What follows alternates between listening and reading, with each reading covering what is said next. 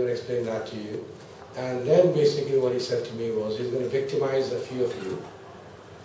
That means he's going to take your work apart in front of others. Okay, all right. Barry is the person we victimize. And where is Jamie? Jamie volunteered last night. No. Okay. Quite the opposite. So I'm going to pass it on to David. So my name is David, and I'm a research student at the University of Hong Kong, and I study information technology in education. I also reviewed your papers. And what I want to do in this hour and a half is go through a few things.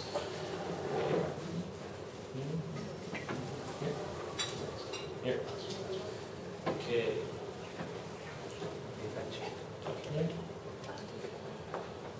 First, I want to provide an overview of what we're doing, which is what I'm doing right now, and then review some of the comments that I had last year, because those things can inform your writing. And then after that, we're actually going to look at each other's work, and we're going to comment on the argumentation and the comprehensibility, and we're going to provide suggestions for improvement. And we're going to work together and do that in groups. After that, I'll provide some more feedback about your work specifically. And then we'll do another task where we're actually going to be rewriting each other's work to improve the conciseness of the language. And I think that's about it. Okay. And the three learning outcomes that hopefully you'll be able to demonstrate at the end of this section is one, that you'll demonstrate an increased awareness of your own argumentation and respond appropriately in your writing. Two, you'll be able to express your opinions in writing more accurately and effectively. And three, you'll be able to identify the main points and ideas from written discourse. So those are the three intended learning outcomes of this hour and a half. Are there any questions?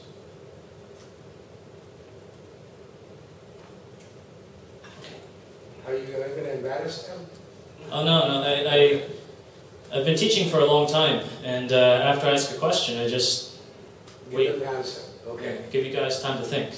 That was actually one of the most important teaching pieces of advice that someone ever gave me. You know, I've been teaching for like 5 years, and I never realized that, like, after I asked a question, I never gave anyone time to think about an answer.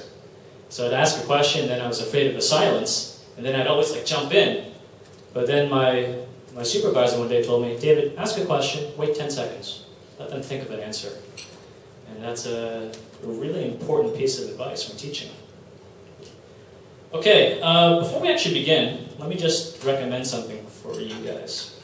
Earlier, Professor Kumar mentioned Robert Yin. I think you'll be reading this book, Case Study Research Design Methods. He's a really prominent author on qualitative research. Another guy that I recommend, that I've read, is this guy, another Robert Stake. And this book is classic. This is a classic book on qualitative research, case study. This guy and Yin, they're like the two big names in case study research strategy. Yin is a kindergarten, and that's undergraduate level. Okay, yes.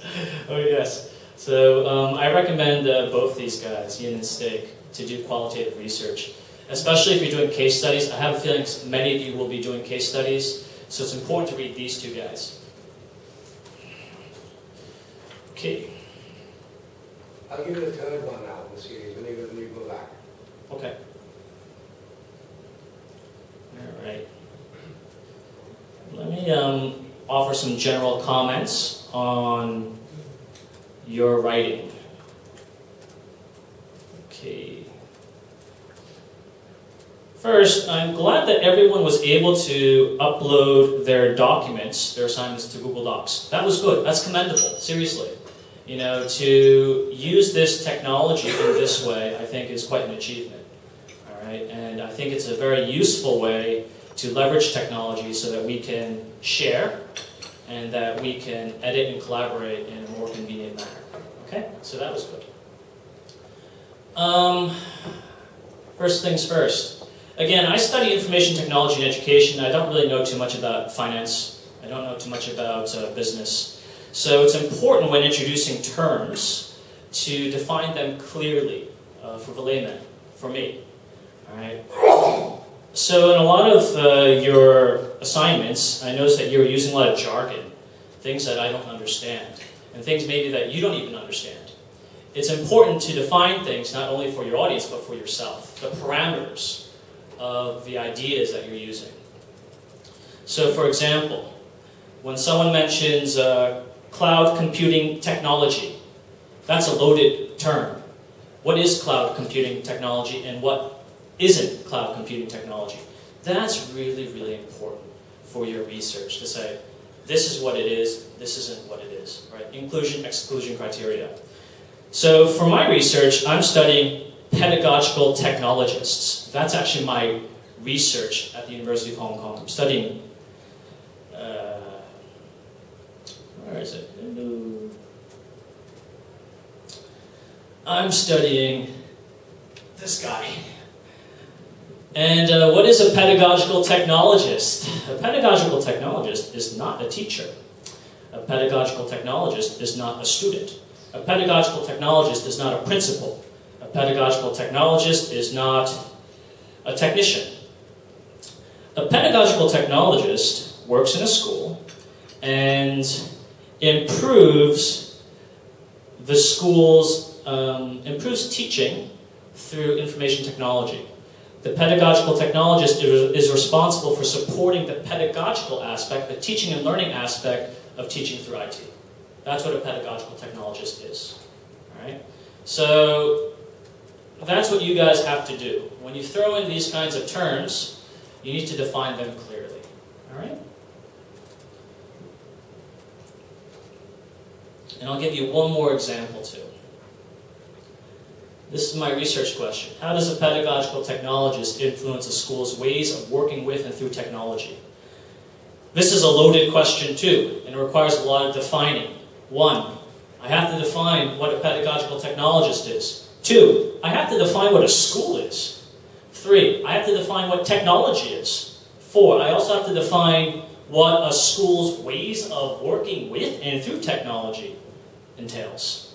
All right, so in our research, it's important to be very clear about the definitions. You can't assume that the reader knows because the reader might assume something different about the term. That's why it's important to define things clearly. Any questions? You may want to ask no comments. They agree. Hi, Kenneth? I'm sorry. Is that also any influence in terms of when you're structuring to define it, if you're targeting a particular audience?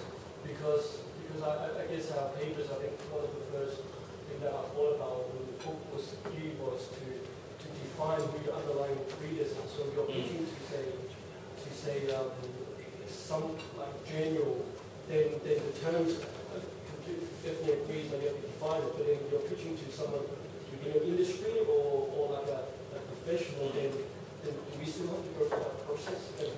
Great question. I think it depends on the text type, and again, it depends on the audience as well, right?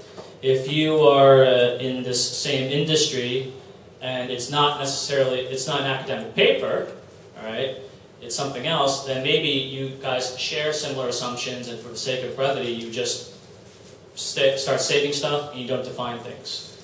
But in research, it's important to state ideas. Eventually, the people who will be examining you may not necessarily know exactly what you're talking about. They may be in a similar industry, but the specialty may be different, so you have to define things. Especially if you're defining new things, it's important to again, provide what this thing is and what it isn't. Okay?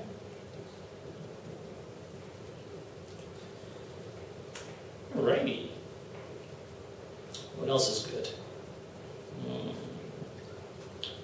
Okay, I think the coherence was pretty good. That is, under each section, you were supposed to write in certain sections, right? And some people used headers and subheaders. That's good. All right, that helps us to organize our writing. And for the most part, under these headings, you actually wrote what was supposed to be there. I think that's very good as well. All right.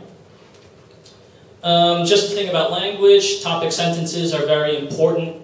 All right, the first sentence of each paragraph needs to tell the reader what you're going to be talking about in the paragraph. All right. And now we're moving on towards the argumentation part. I think you can boil down your assignment to these 3 leading statements. The problem is, this problem should be solved because the objective of this research is to X, Y, and Z. Curiously, I think very few of you, if any of you at all, actually wrote these leading statements. Like, the problem is this. Right? It's a good way to, again, clarify your own thinking. Can you just boil down your problem to one sentence? Can you take a complex idea and just simplify it so that other people can understand? So that you don't have to write 1,000 words, you just say, in 50 words, this is it. For example, my research problem is that we, in general, don't know much about pedagogical technologists in schools. We also don't know how who they are affects what they do in schools, and we also don't know how where they work affects what they do in schools. All right, so that's the problem. We don't know what these guys do, and we don't know how who they are affects what they do, and where they are affects what they do. That's the problem. So a good way to think about this is, what is missing in this situation? Or what is lacking? Or what don't we know? That's a problem. All right? That's a problem worth researching.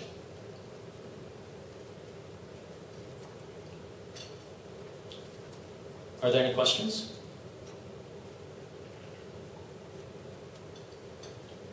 Okay. And then the argumentation part. Why don't we know? All right, why is this a problem? That's important. That goes in your problem, that problem, issues, challenges section. And again, this is very, very important. You know, we need to substantiate why this is research worthy, right? A lot of times, this is because no one's taken a look at it before. All right. So, in my case, no one's taken a look at it before, but also, pedagogical technologists are new. They're an emergent species in the school ecology. All right, so they're a new animal, a new primate in the jungle. That's why we don't know too much about them, because they're new. All right, there hasn't been enough time to study them yet. Okay, finally, one final thing. Because, since, and as. These are important markers to link a claim with evidence, right? So we don't know about pedagogical technologists because they are a new species. Right? So we link the evidence with the claim. Okay? Any questions? All right. Moving right along.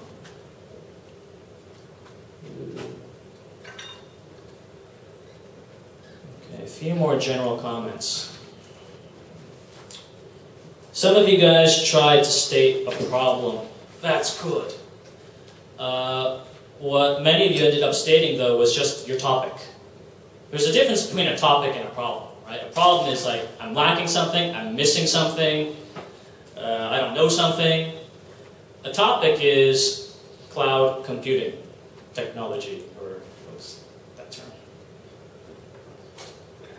Cloud, okay. The problem is cloud computing technology. No, that's not a problem statement. That's a statement of a topic. All right. What about cloud computing technology? All right.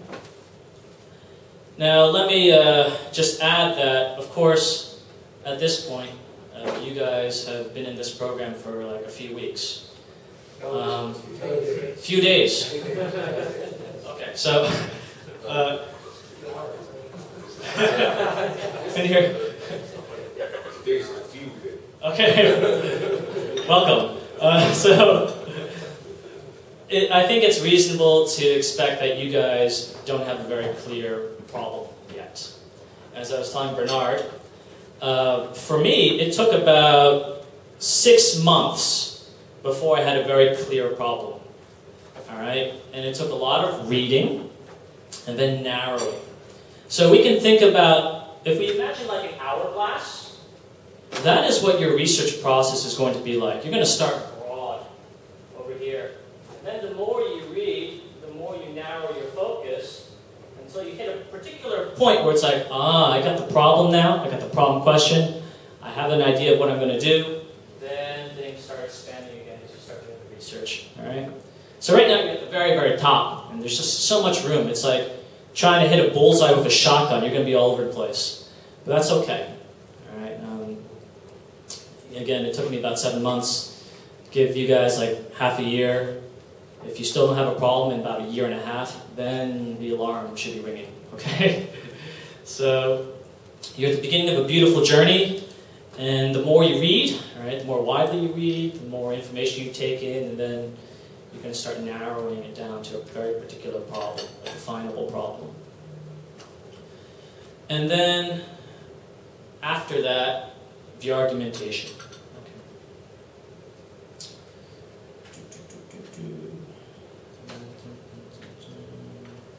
Okay, that's about it. Any questions?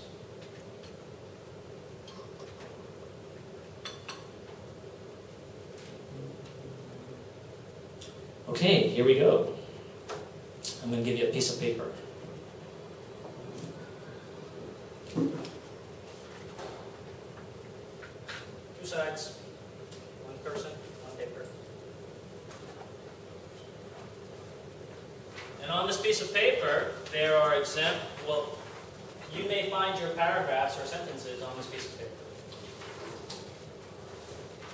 So this is the exciting part where we look at your work.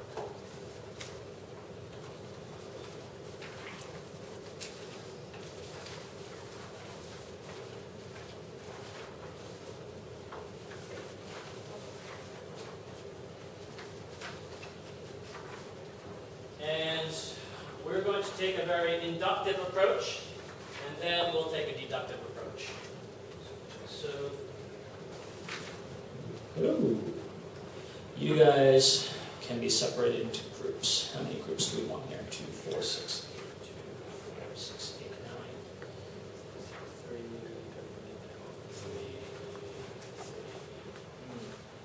3. Okay, can we get you three to work together? Okay, you three. And you three, you'll be working together.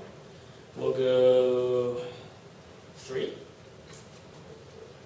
3.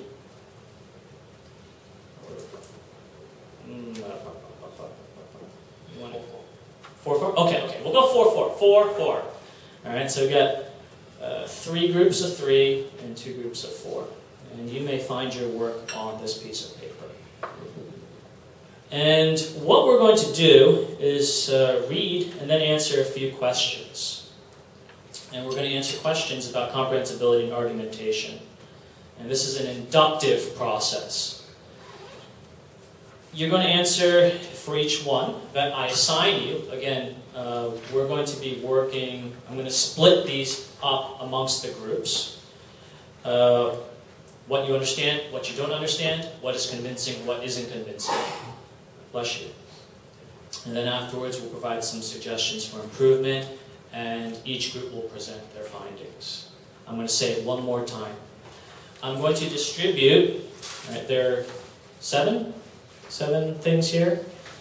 I'm going to distribute paragraphs or sections to each group, and then each group will read them, read the assigned number, and then answer the question, what did you understand, why, what didn't you understand, why, what was convincing, and what wasn't convincing, and then suggestions for improvement. After that, we'll have each group come up and just provide a few pointers, right, their findings from each example. And then I'll provide some general feedback about these. Okay?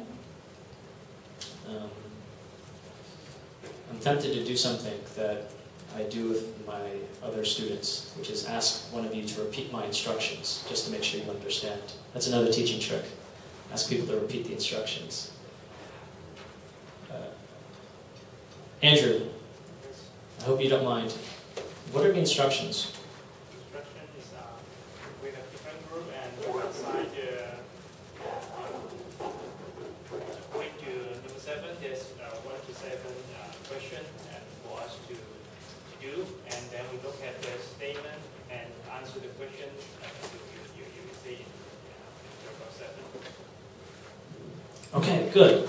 So what's going to happen is you have several questions. Comprehensibility, what did you understand? Why? What didn't you understand? Why? Argumentation, what was convincing? Why? What wasn't convincing? Why? And then you have provide suggestions for improvement. And I'm going to give this group here. Can you answer those questions for number 1? Okay. You guys here? Number 3. Okay, you guys here, number 5. You guys here, number 6. You guys, which one do you want? 1, 3, 5, or 6? Okay, they'll take 5. Okay. All right. So how about I give you maybe like 10, 15 minutes, read through this, discuss it. What do you understand? What don't you understand? What's convincing? What's not convincing? How can we improve this? All right? Let's go ahead.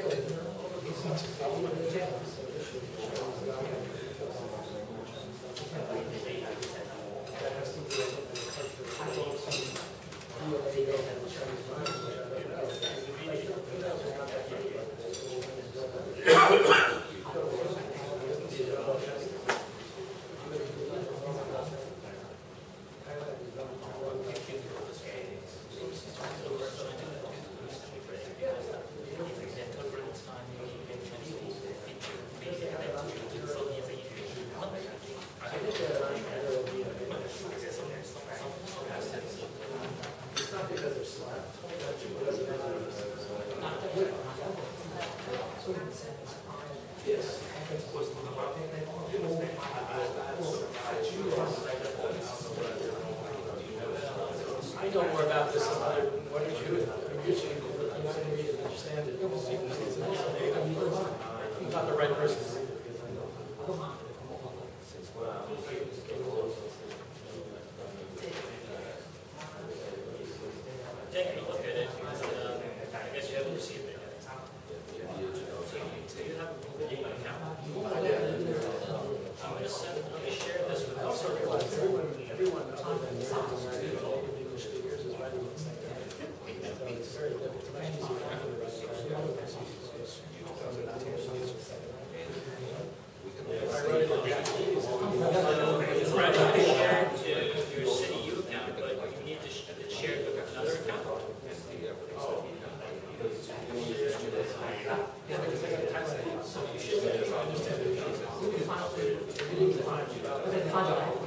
It's okay, so I can already see it. I was wondering if you can see access.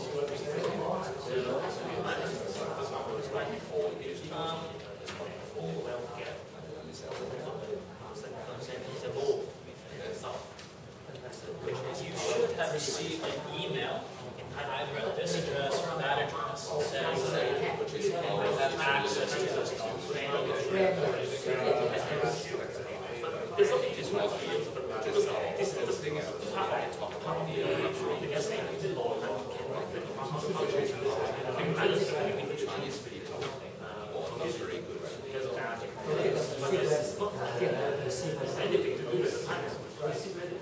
I think, yeah, so you just click on items and then you can go to view those. So right now, Self-employed business people make more money. Farmers we just substitute trying to encourage self-employed business. Just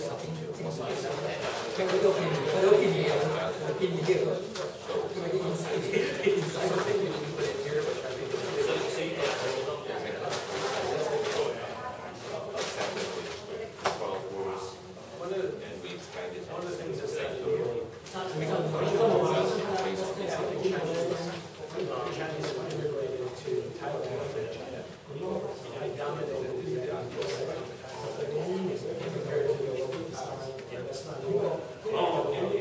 Taiwan is trying to create digital combination.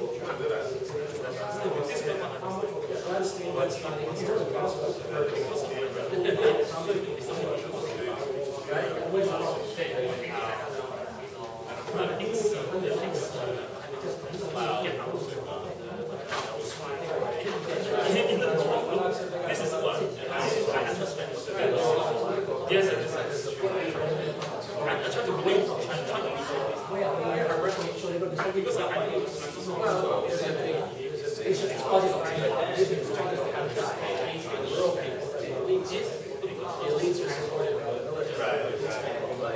It's like basically protecting that cover.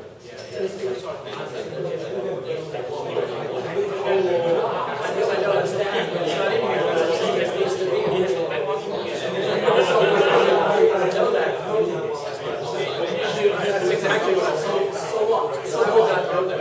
So what? Yes, good. So what?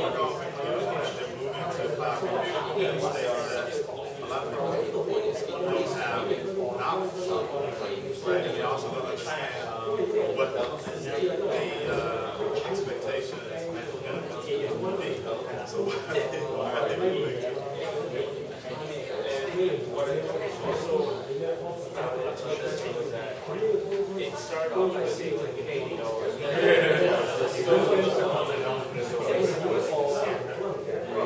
But then it goes on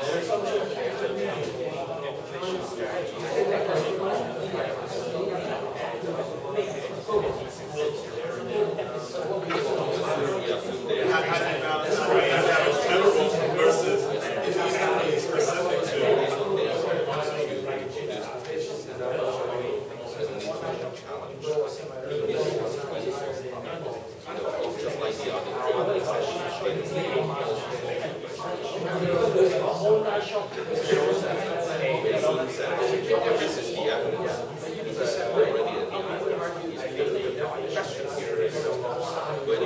to how we are going to raise sentence, make the sentence I would not define that as an entrepreneur. I would define that as a business owner. This has an entrepreneur to be somebody with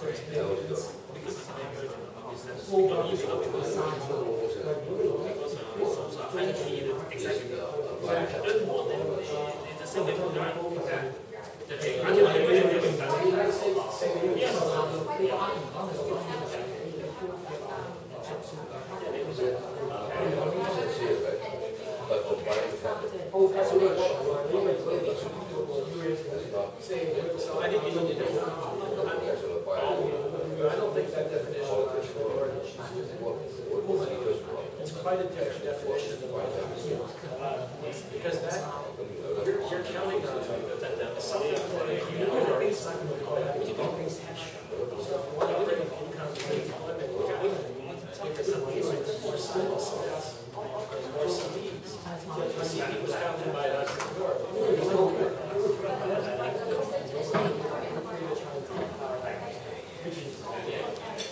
So what are the majority of people doing? How is the majority of people employed?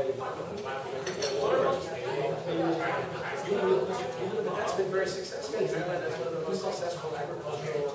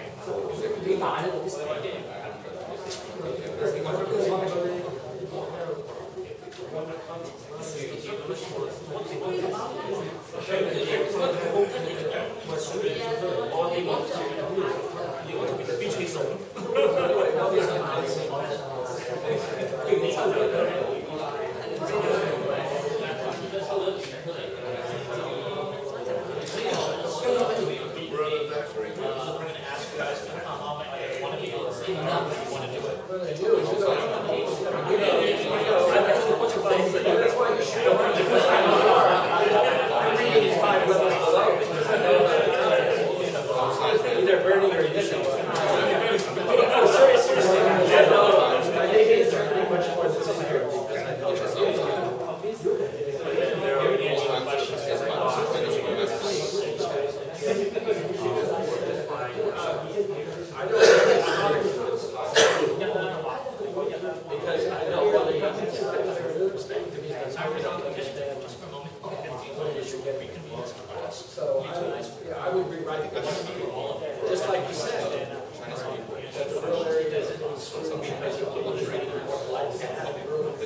And it's already the number one. Income levels, that's really what you're saying. Which is higher than the average of the global market. Is that what you're getting at?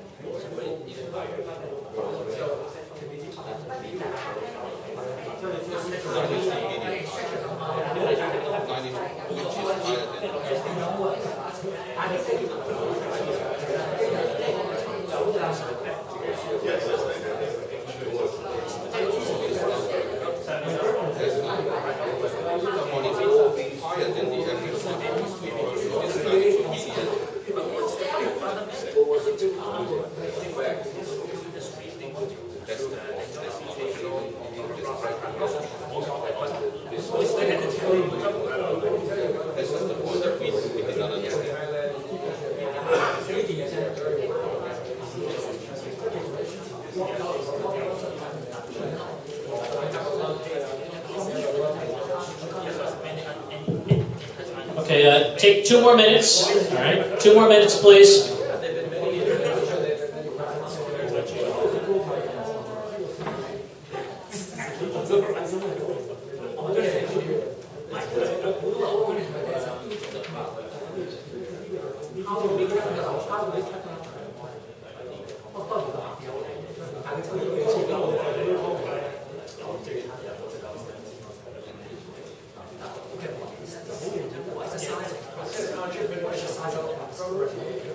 It doesn't say, what she meant to say is the Ministry of Industry's entrepreneurship.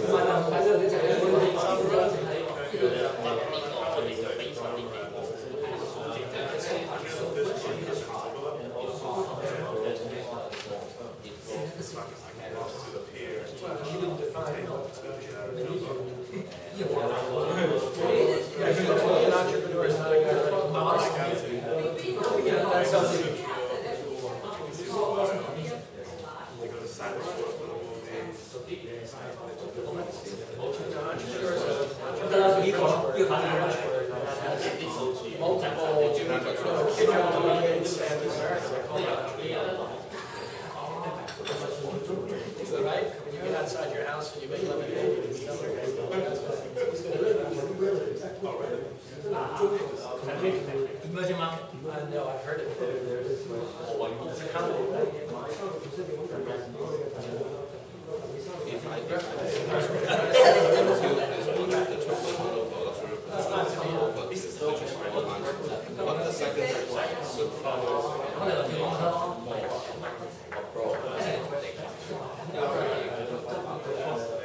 Well, you can interpret what you're saying is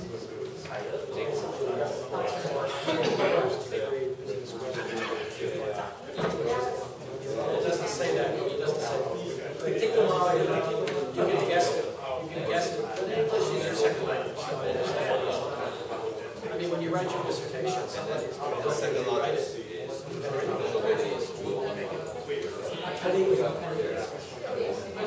But anybody, because really means that the second sentence is going to the first sentence. you clean up the issue. It's the second one, it's understandable.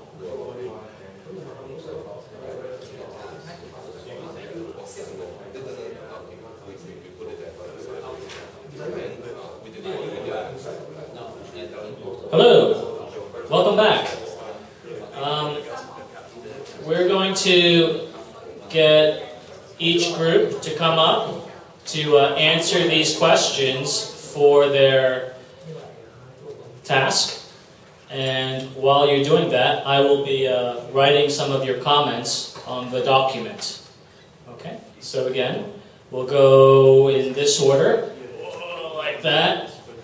And each group, or whoever is representing the group, will come up and provide some answers and some suggestions for improvement. Okay, ready? Okay, you want a mic? Hi guys, we were looking at the first statement. It was in regards to cloud computing technology.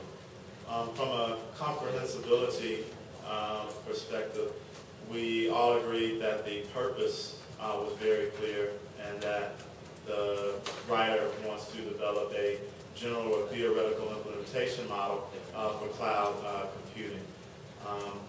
But we did have some areas that we were that we were all unclear about. What wasn't convincing is the writer wants to generalize the implementation of a cloud computing technology to all the companies. I think that would be that should have some limitation clearly specified in the problem statement.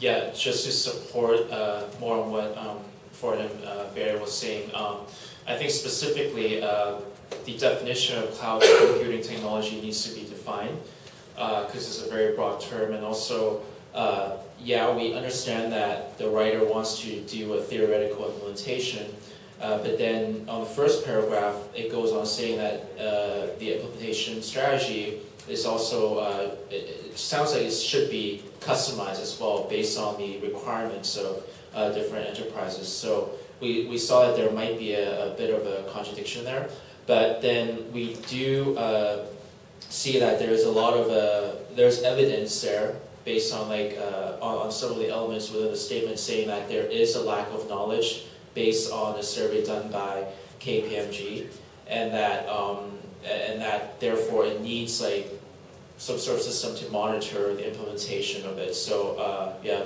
those are the main stuff right? Okay.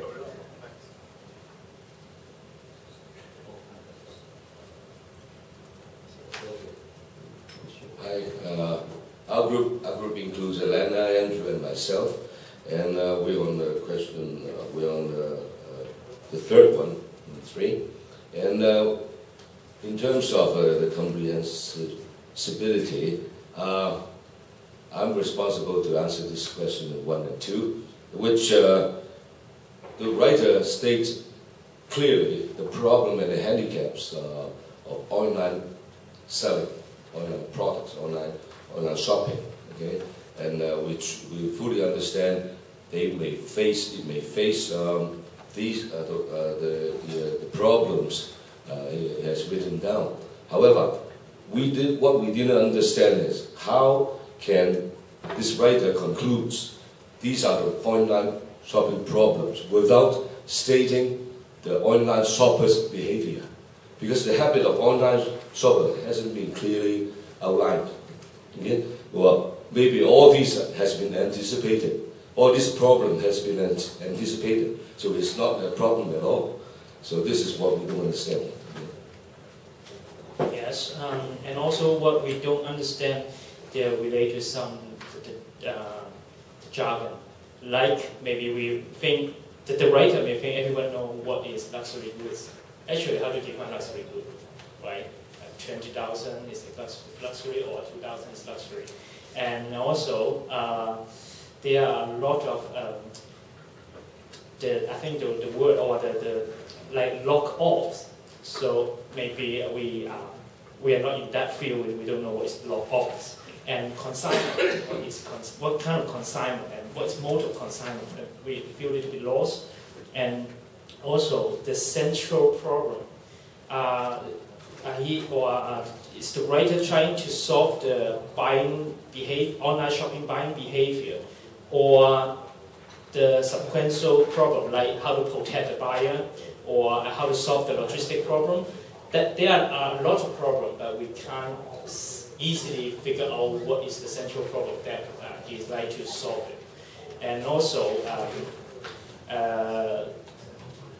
therefore, we will get lost when we're reading it. We cannot find out what is the main statement, problem statement afterward.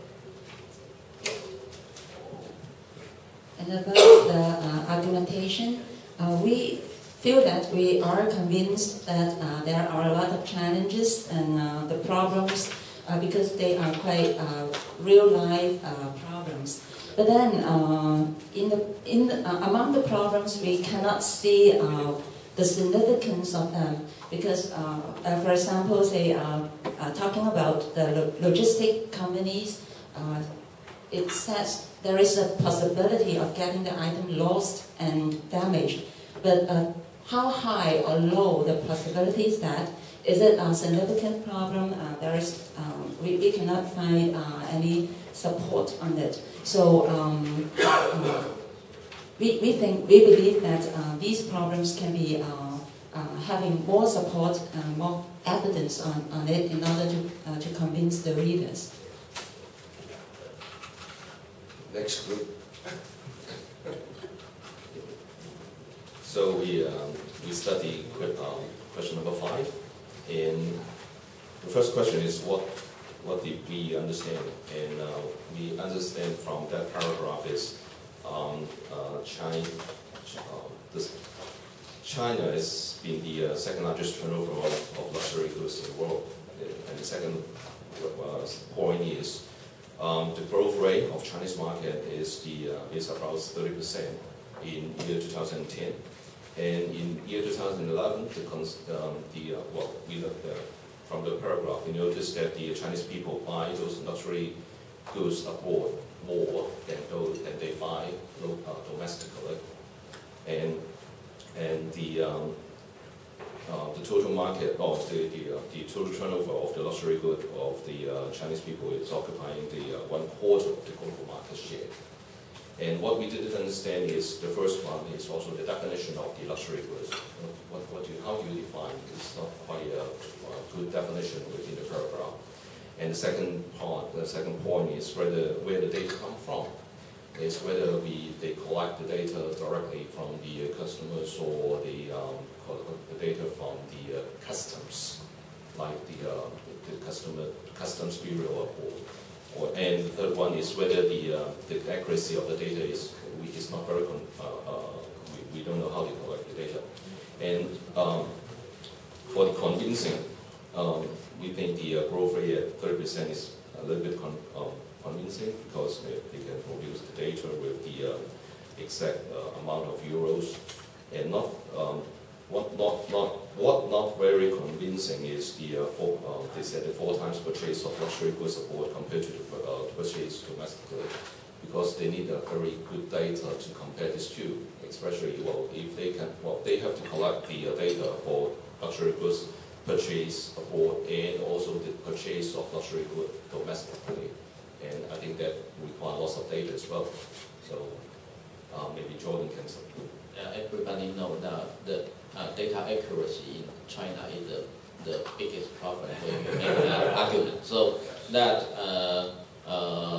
those data collect the definition is one problem, but even more important problem is that how can we ensure the data accuracy here. And for other question is that how can we define the domestic the consumption in domestic market and the consumption abroad. Consumption abroad is very hard to gather the information collectively. We think that when we pass the custom of China, I think most of the time we don't collect how much we bought. Exactly. We don't collect how much we bought abroad for those luxury goods. Yeah, so that's one question. And either the data compiled by the luxury association abroad by some French company, and the global data is very hard to collect, and the consumption might happen everywhere.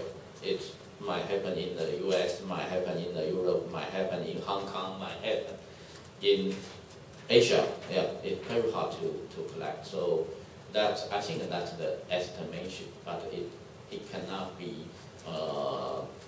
clearly defined, or that's the real consumption numbers. Yeah.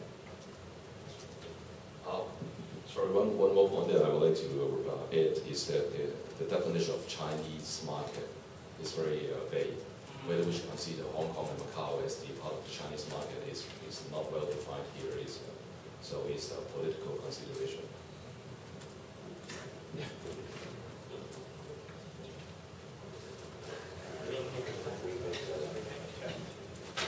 Thanks, Bernard. Chinese market.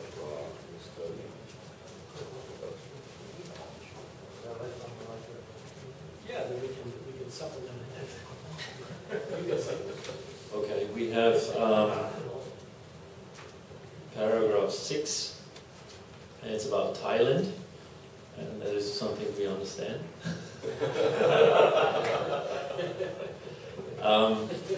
Other things that we got was that there are 2 dominant races, like the Chinese and Thai, and there's an educational program to support entrepreneurs, and there are regional differences.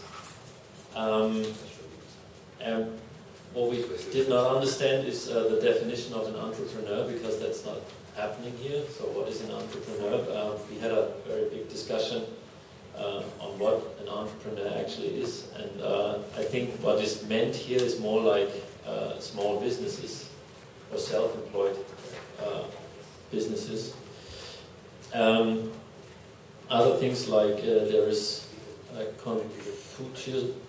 Confucianism.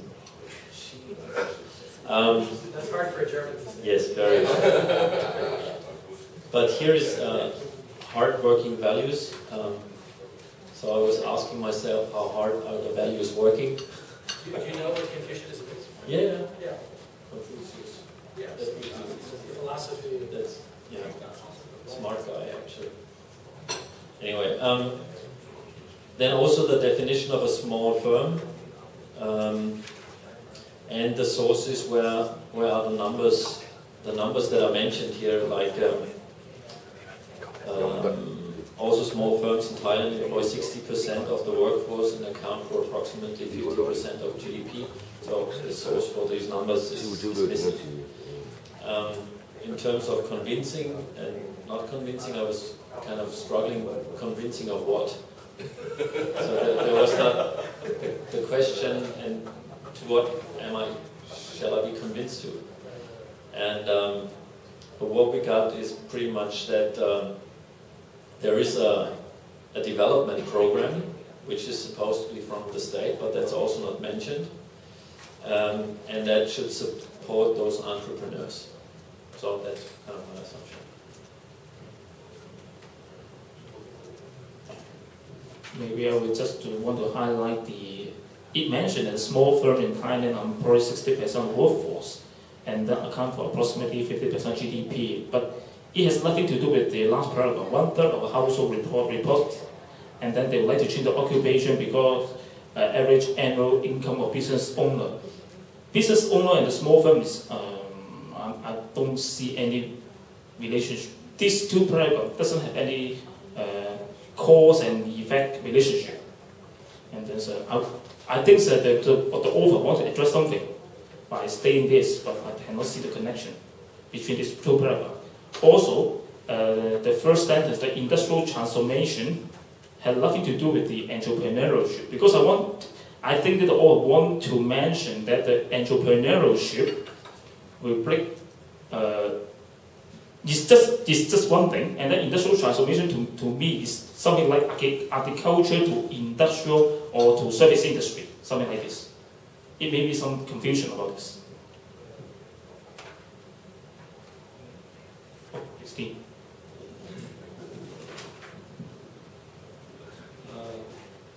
The last group we did, actually we had a class, so we actually did number 5 as well. But I think we just take the opportunity to share some ideas as to what we discussed. I think most of the points that was covered about the data, the definitions, I think we picked up as well. But overall, we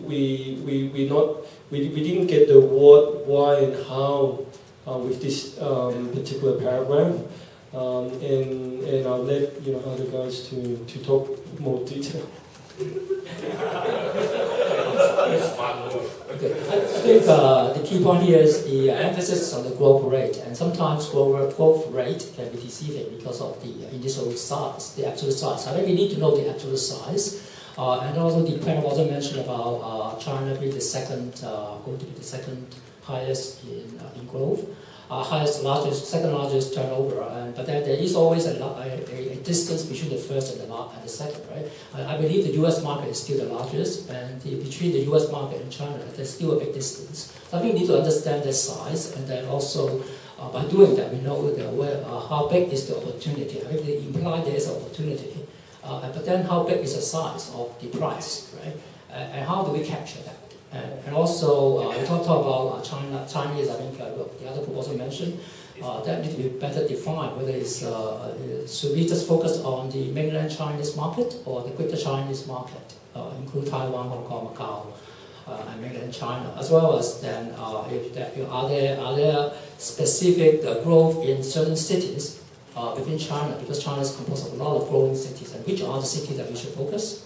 I think that will be a good area to look into. But I understand this is taken out of context, of course, this paragraph. So we also feel that there should be references to some of the numbers, 160 billion, where that it came from. Is it from a reliable source, from a government-published statistics, census statistics, or is from industry that was gathered through market intelligence? So I think that will be a useful thing to do. And then there's also the area of focus. How does China compare to the other emerging markets? Because other emerging markets also is growing, like Brazil, Latin America. How big is that? It's the second largest turnover market, and the third one, again, a distance apart, and how big is the distance? And also from these articles, we know that we have a big chance to do business in mainland China from all kinds of data.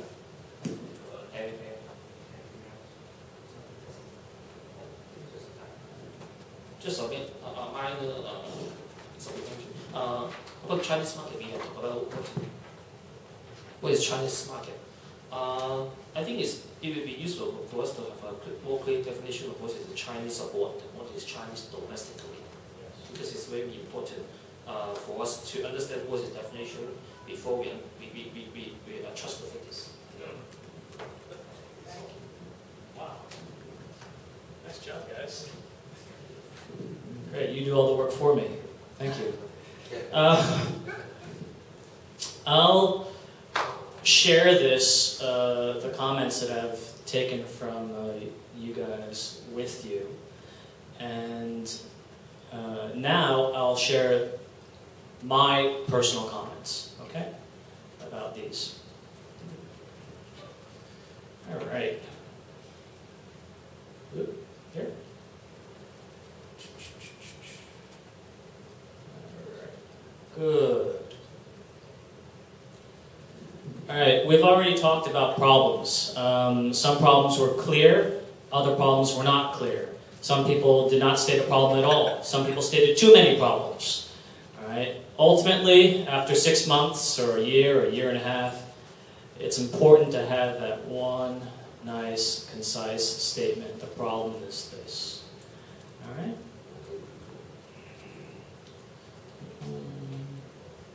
Where are we going here?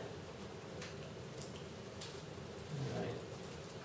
Good. And you guys already covered what I wanted to talk about as regards figures and numbers. Sometimes you just put in these numbers and you want to impress people. The problem is, how do you want to impress people? We cannot assume that the reader understands the meaning and the significance of you putting in this data. That's where you have to state warrants, assumptions. So, for example, if you look at number 4, you see, since the market share of prescription drug contribute to an essential segment greater than 2 billion in 2002, let's just take a look at greater than 2 billion in 2002. The author included it for a reason. I don't know why.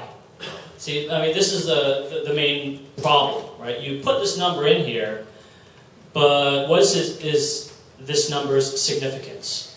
How am I supposed to be impressed by this? Is this a big number, a small number?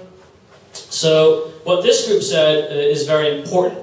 Provide more evidence, comparison points. That's always important because then we start understanding the significance of the numbers that you're putting in there. I know I talked about this with Bernard. Like sometimes when you're talking about $1.5 million US, what's that meaning? To a small company with a tight budget, with revenues of like 10 million, that may be a significant number. To a multi-billion-dollar company with revenues of like 10 billion, 1.5 million for like IT security, that's like water under the bridge. But we have to state these assumptions, all right? That this number is important. I include this number for a reason. Okay, so if we take a look at that number 4, the meaning of that greater than 2 billion is, it's unclear. All right. Any questions? All right. Finally. Oh, this is my favorite part. Okay, and this is going to lead into task 7. All right, I love this.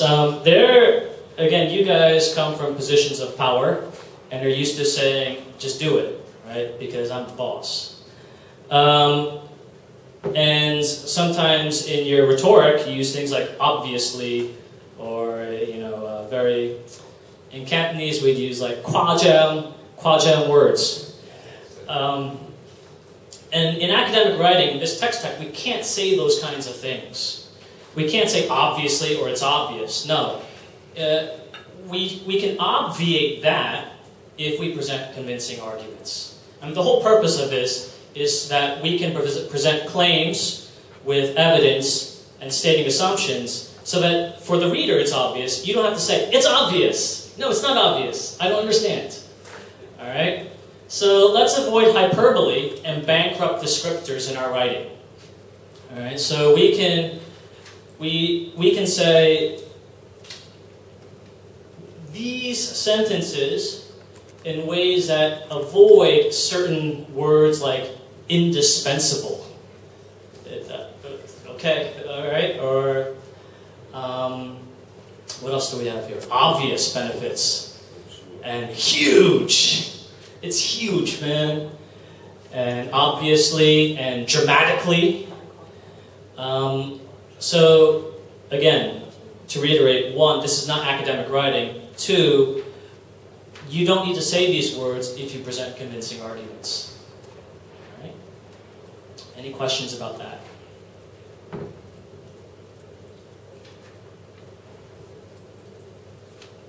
Okay, good. Then let's go to task 7. On that piece of paper, number 7, you have 7 sentences. And what I want you to do, to the best of your ability, is to rewrite these sentences in a way that adds value to the sentence by removing or substituting bankrupt words with more precise language or hedging language. All right? Let me just add one more thing before I repeat the instructions. What we can do, instead of saying obviously, in fact, what we may want to do, instead of being so, yeah, I'm so certain, is to use hedging words, like modal verbs, should, can, may. All right? These are words that add elements of uncertainty. And those might be important for you. All right? We're not certain. That's why we're doing the research. All right? We live in a very meaningful world, a meaningful reality, multiple realities. It's hard to prove things conclusively. So if we're not very certain, well, let's use some hedging language. We don't need to go onto the opposite side and use the obviously tactic. Let's just say can, all right, or may. All right, that's important to state. All right. Okay, so to repeat the instructions, you have, how many of these? 7? 7 sentences. You can work together if you want, or individually. Let's just try to rewrite these sentences so that they may be more meaningful and precise. Okay, so I'll say it one more time. We want to rewrite these sentences. I mean, it could just be omitting the adverb or the adjective so that the meaning will be more precise and valid. Okay? Eric, what are the instructions? Rewrite the sentence less avoid using those articles, and let's make more readable in a research style. Yeah, good. Good. Yes. And this brings up one final point, one word of wisdom. To do well in this text type, academic writing, it's important to learn to write simple, concise statements. I know we grow up thinking, man, I'm going to show everyone how clever I am by writing very complex sentences with multiple clauses stitched together. No, after like 20 words, you lose me. All right, so it's important to learn to state simple sentences. It took me, well, it's still taking me about a year.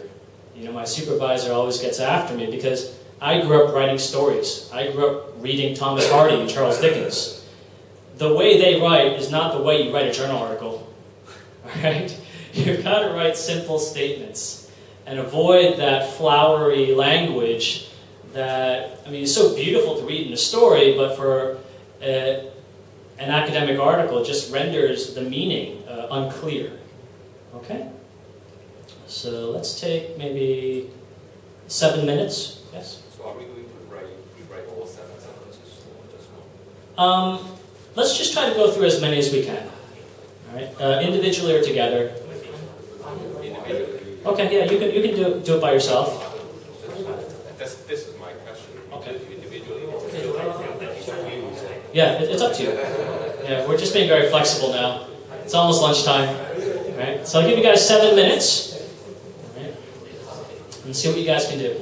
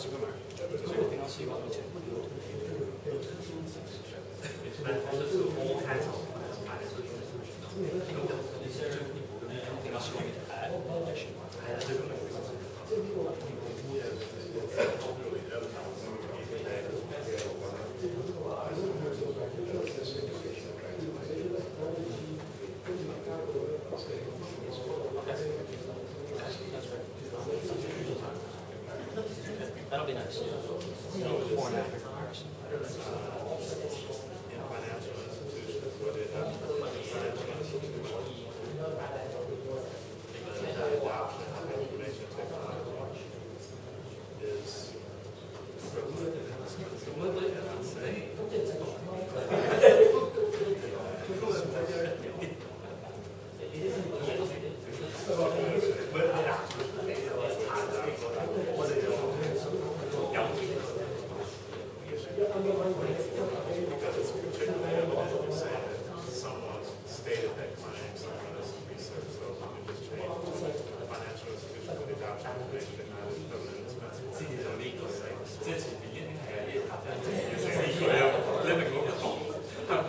By citing an authority, because this guy says so, it is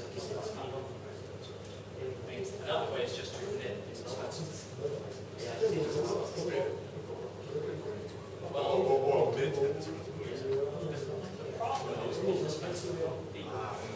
Or this is just a very blanket statement, right? It's super generalization. And that's tough.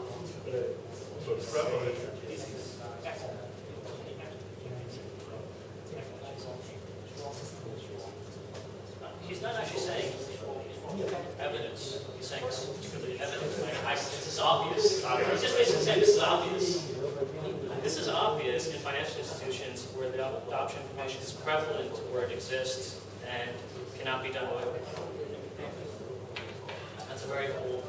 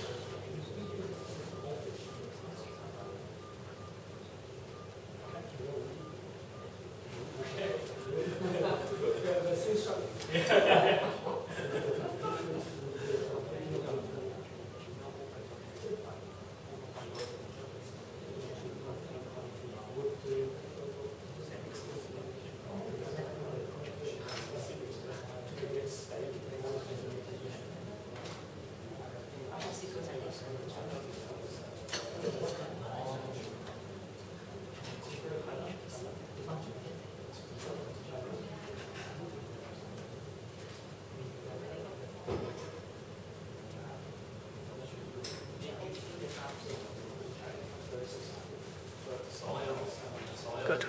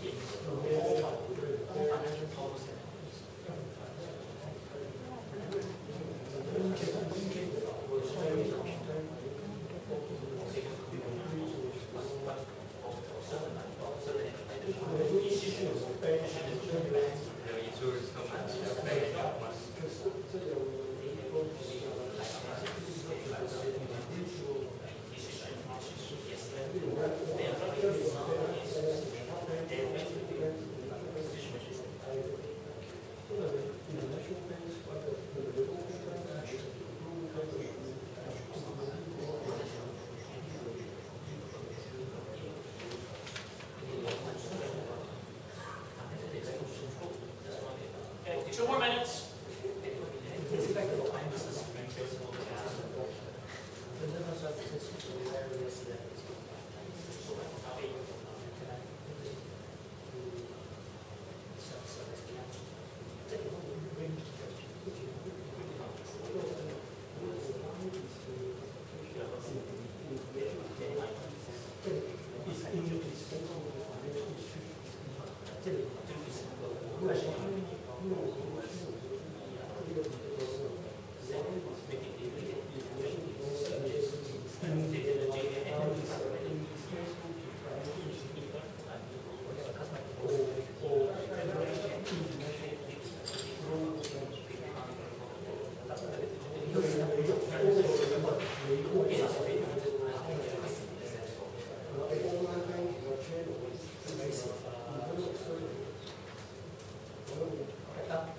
Okay, 1 more minute. And in 1 minute, I will start calling on you to provide your sentences.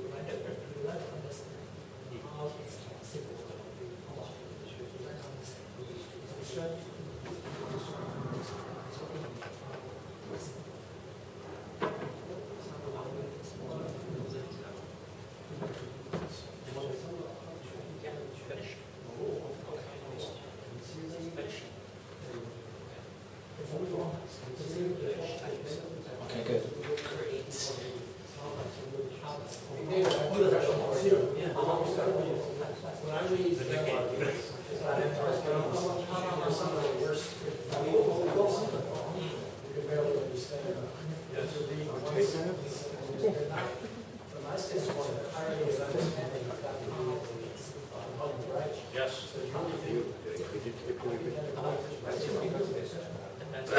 Yeah, because I've read some example I would say people are one, you don't have to down. It depends on the journalist or the requirements. We think that the editorial process, This is a question for everybody. being that's the problem here. Again, my assumption is through this editorial process, where you get the peer reviewers, you tell them this writing is not clear.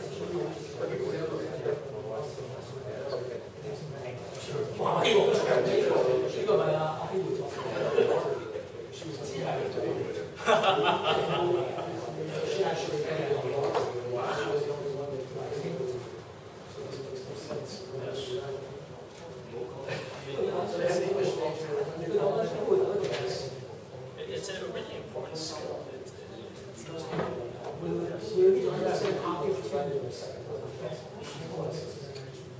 challenging.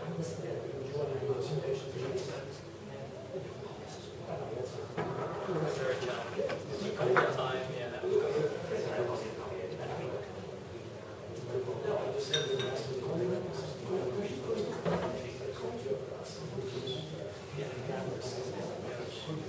I think, however, with second language, there is an opportunity to teach people to actually write in a very simple manner, because they have simple lexics, simple vocabulary.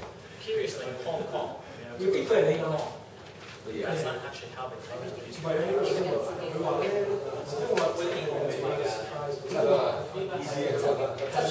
No, it should be simple.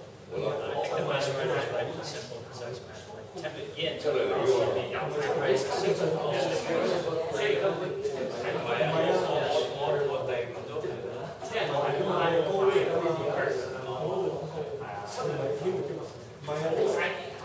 That's curious. I mean, how can these people get published? And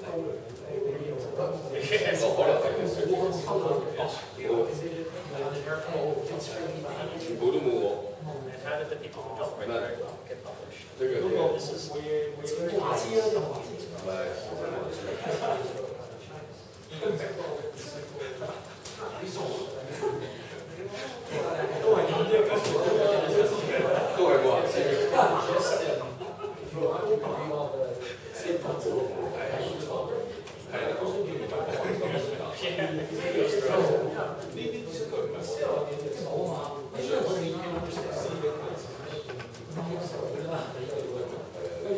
Actually, that reminds me, a good indication of a lucid mind, clear and thoughtful mind, is simple writing. If a writer is able to explain his or her ideas just using simple sentences, that person has a skill of being able to take complex information and just in a very clear way explain it. So I think that's a good axiomatic statement. Simple sentences, simple, concise writing is an indication of a lucid mind. All right, this is what we're going to do. I'm going to call on you and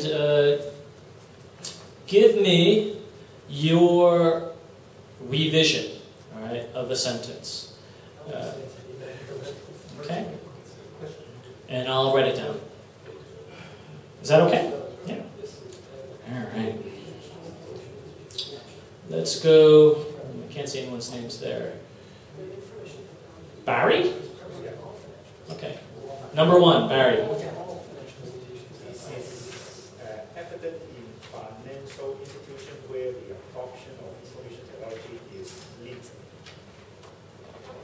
So this is evident in financial institutions where the adoption of information technology is lead. Is needed. So what kinds of changes did you make to the first sentence? I mean, what were the problems and what did you do? Because this is claimed by the writer without evidence, but this is a common understanding that implementation of information technology in the financial institution is conservatively or is necessary. Okay. So this a general statement normally do not require citation. Okay. So it's limited. I think that is more than enough.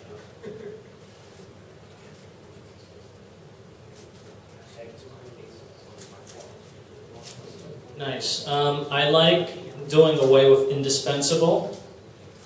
We could even hedge this by saying may be needed. All right. So I think, yeah, this is an improvement. Okay. And you got rid of particularly as well, which may have been a redundant adverb. All right. Nice. Thank you. 2. Actually, let's not go to 2. Let's go to number 4. Huge. Floyd, do you want to do that one? The recommendation there was really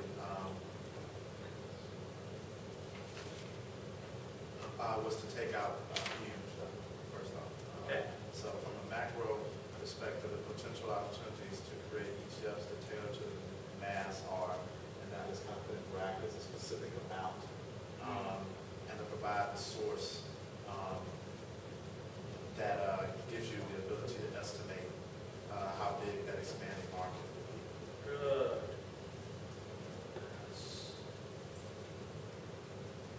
What is it, mass what? Mass something.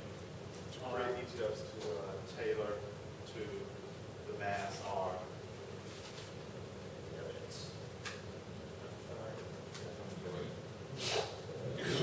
Nice. So instead of using huge, use a figure, all right, from an authority, cite something. Okay, that's a good improvement. I would also recommend perhaps, I think potential is a very bankrupt word. Potential means you've already lost. And things may be possible, but the opportunities, okay, I think that's good. Yeah. I mean, that's just a personal sticking point. I don't like the word potential. Okay, thank you, Floyd.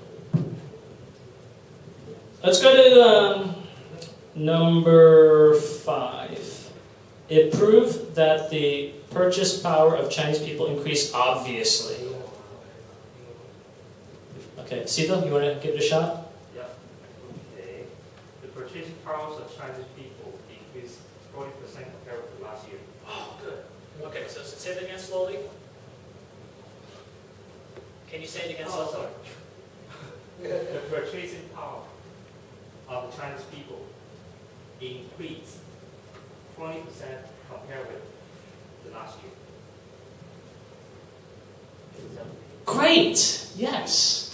This is a significant improvement. So we don't need to use obviously, but we just make this very nice statement saying we have this, not only 20%, but we have the comparison point, right?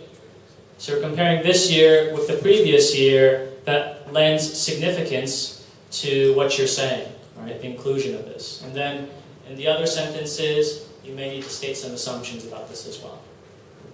Good, I like this.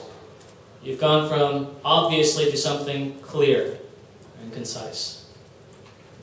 All right, and... Is there a way to, sorry David, I noticed that the past 2 sentences that we did, we supported with very concrete evidence. But is there a way, because I was like rewriting these sentences without putting in a concrete evidence to support it. Good, yeah. So I guess is there like another way for like the purchasing power one, where we can rewrite it so that it's still precise, but then we just don't have the evidence for that sentence. I think maybe hedging would be better, using modal verbs. Could, may, would be more appropriate then. So like if they prove that the purchasing power of Chinese people has increased, period. I mean, yeah, like based on like the previous. Yes. Okay.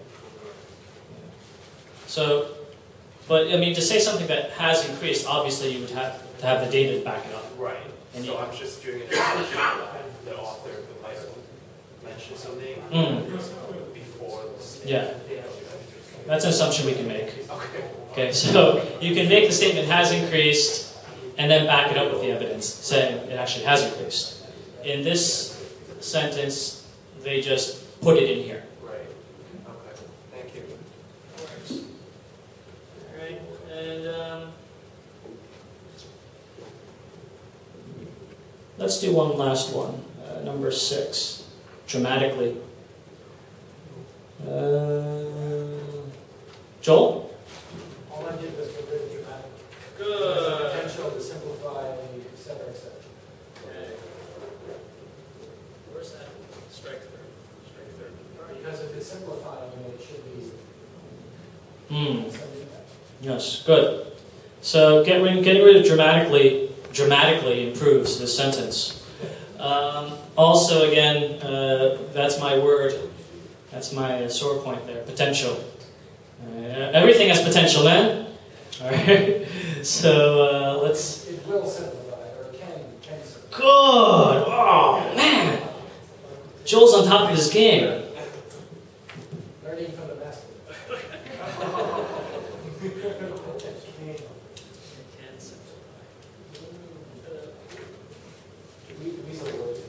Yes. Good. Wow. Now this is a sexy sentence. Great. All right. We have 2 minutes left. And what I want you guys to do now is provide some feedback on this session. All right, so before we go to lunch, do you have paper? Okay, so you have some paper here. And this is for my professional development. And what I'd like you to do on this piece of paper is just answer these 2 questions. Oh, hello, I missed something.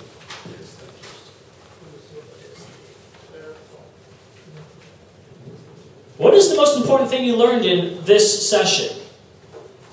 And 2, what is one unanswered question you have from today's session? You may not have an unanswered question. That's fine. Just let me know. Okay? So this is for my feedback. I'd appreciate you giving me letting me know what you've learned and what I can fill in for you.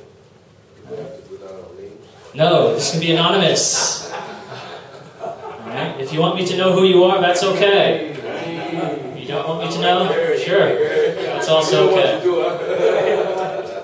Alright, so this is a time for your reflection. What did you learn today? What was the most important thing? Let me know. 2, do you still want to know something? Let me know that too. Alright, you don't need to write your name. When you're done, give it to me, and then we can go to lunch.